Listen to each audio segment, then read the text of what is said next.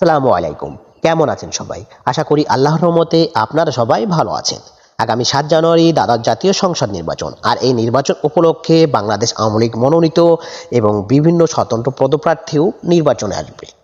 আজ আমি আপনাদের মাঝে স্বতন্ত্র পদপ্রার্থী পোস্টার ডিজাইন শেয়ার করব এবং কিভাবে এই পোস্টার ডিজাইনটি আপনার হাতে থাকা মোবাইল দিয়ে কাস্টমাইজ করবেন সেটি সম্পূর্ণ ভিডিওতে দেখিয়ে দিব।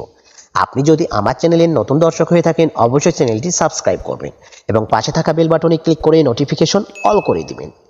ভিডিওতে কিছু সময় পর পর একটি করে সর্বমোট 4টি পাসওয়ার্ড দেখানো হবে। সম্পূর্ণ ভিডিও দেখে পাসওয়ার্ড সংগ্রহ করুন। তো চলুন শুরু করা যাক।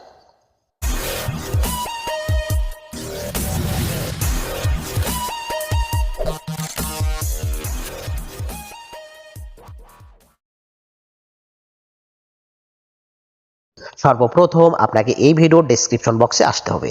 সেখানে ডাউনলোড পিএলপি নামে একটি লিঙ্ক থাকবে। সেই লিঙ্কে ক্লিক করে আপনার ফোনে থাকা যে কোনো ব্রাউজার সিলেক্ট করে ভিডিও দেখে 4টি পাসওয়ার্ড সংগ্রহ করে পাসওয়ার্ডগুলো টাইপ করে সাবমিটে ক্লিক করবেন। তারপর ফাইলটি ডাউনলোড করে নেবেন। ফাইলটি ডাউনলোড করা হয়ে গেলে ফাইলটি কাস্টমাইজ করার জন্য একটি অ্যাপস প্রয়োজন। অ্যাপসটির নাম পিক্সেল অ্যাপস, যেটি গুগল প্লে স্টোরে ফ্রিতে পেয়ে যাবেন। খুঁজে পেতে সমস্যা হলে আমি আমার এই ভিডিওর ডেসক্রিপশন বক্সে লিঙ্ক দিয়ে দিব, ডাউনলোড করে নেবেন। আমি আমার ফোনে থাকা পিক্সেল অ্যাপসটি ওপেন করে নিচ্ছি। পিক্সেল অ্যাপস ওপেন করার পর এই ধরনের একটি ইন্টারফেস আসবে। সর্বপ্রথম আপনাকে এই নিউ টেক্সটটা ডিলিট করার জন্য নিউ টেক্সটটা সিলেক্ট থাকা অবস্থায় উপরে ডিলিট অপশনে ক্লিক করে ওকেতে প্রেস করে দিবেন, তাহলে ডিলিট হয়ে যাবে। এবার আপনার পিএলপি ফাইল চ্যাট করার জন্য উপরে 3 ডট মেনুতে ক্লিক করুন। এবার সবার নিচে দেখুন ওপেন ডট পিএলপি ফাইল, এখানে একটি ক্লিক করুন।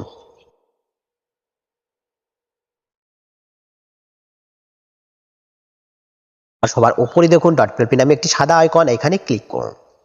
আপনি যদি পিএলপি ফাইলটি ডাউনলোড ফোল্ডারে সেভ দিয়ে থাকেন তাহলে এখানে শো করবে, আর আপনি যদি পিএলপি ফাইলটি ডাউনলোড ফোল্ডার ব্যতীত অন্য কোনো ফোল্ডারে সেভ দিয়ে থাকেন তাহলে অ্যারোতে ক্লিক করে সর্বপ্রথম ফোল্ডারটি সিলেক্ট করুন। ফোল্ডারটি সিলেক্ট করার পর ফাইলটি খুঁজে পেলে ফাইলে একটি ক্লিক করুন। ওপেন অ্যান্ড অ্যাড, এখানে একটি ক্লিক করুন। ওকেতে প্রেস করুন। এবার ব্যাকে আসুন। আপনার ফাইলটি কিছুক্ষণ লোড নেওয়ার পর আপনার পিক্সেল অ্যাপসে শো করবে। ডিসপ্লে প্রদর্শিত যে ডিজাইনটি দেখছেন এটি একটি এমপি পদপ্রার্থীর স্বতন্ত্র একটি ডিজাইন। আমি এই ডিজাইনে যে লেয়ারগুলো ব্যবহার করছি প্রত্যেকটি লেয়ার দেখার জন্য লেয়ার অপশনে ক্লিক করুন। এই ডিজাইনে ব্যবহৃত প্রত্যেকটি লেয়ারে আমি লক করে রাখছি। আপনি চাইলেই সহজেই যে কোনো লেয়ার আনলক করে নিয়ে খুব সহজেই কাস্টমাইজ করে নিতে পারবেন। সর্বপ্রথম আমি আপনাকে এইখানে এই নেত্রীর ছবি পরিবর্তন করে দেখাবো।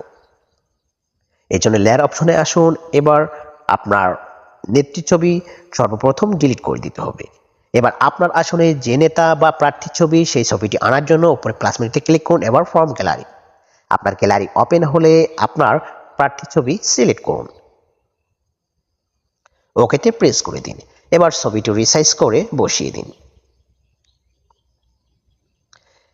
এই রঙিন ছবিটি সাদা কালো করার জন্য আপনাকে ছবিটি সিলেক্ট থাকা অবস্থায় মিডিয়া অপশনে আসতে হবে। মিডিয়া অপশনে এসে আপনাকে কালার ফিল্টার এসে এই স্যাচুরেশনটা একদমই 0 করে দিতে হবে, তাহলে আপনার প্রার্থী ছবিটি সাদা কালোতে কনভার্ট হয়ে যাবে। আপনার প্রার্থী ছবির কাজ শেষ হলে আপনাকে প্রার্থীর নামটা পরিবর্তন করতে হবে। এই জন্য লেয়ার অপশনে আসতে হবে এবং প্রার্থীর নামটা খুঁজে বের করে লক থাকলে সর্বপ্রথম আনলক করে নিন। সাইডে দেখবেন পেন আইকন, এখানে ক্লিক করুন। আবারও পেন আইকন আসলে এখানে ক্লিক করবেন। তারপর আপনার কিবোর্ড অপশন আসবে। কিবোর্ড অপশন আসলে আপনার প্রার্থীর নামটা টাইপ করে ওকেতে প্রেস করে দিবেন। আপনার প্রার্থী যে আসনের মনোনীত হয়েছেন সেই আসনগুলো চেঞ্জ করার জন্য লেয়ার অপশনে আসতে হবে। এবার প্রার্থীর আসনটা সর্বপ্রথম লক থাকলে আনলক করে নেবেন। তারপর সাইডে দেখবেন পেন আইকন, এখানে ক্লিক করলে আবারও পেন আইকন আসবে। তারপর আপনার প্রার্থী যে আসনের মনোনীত হয়েছেন সেই আসনটা এইখানে টাইপ করে ওকেতে প্রেস করে দিবেন। এইভাবে আপনার যে লেয়ারগুলো কাস্টমাইজ করার প্রয়োজন হবে সবগুলো লেয়ার কাস্টমাইজ করা হয়ে গেলে ফাইলটি সেভ করে নেবেন।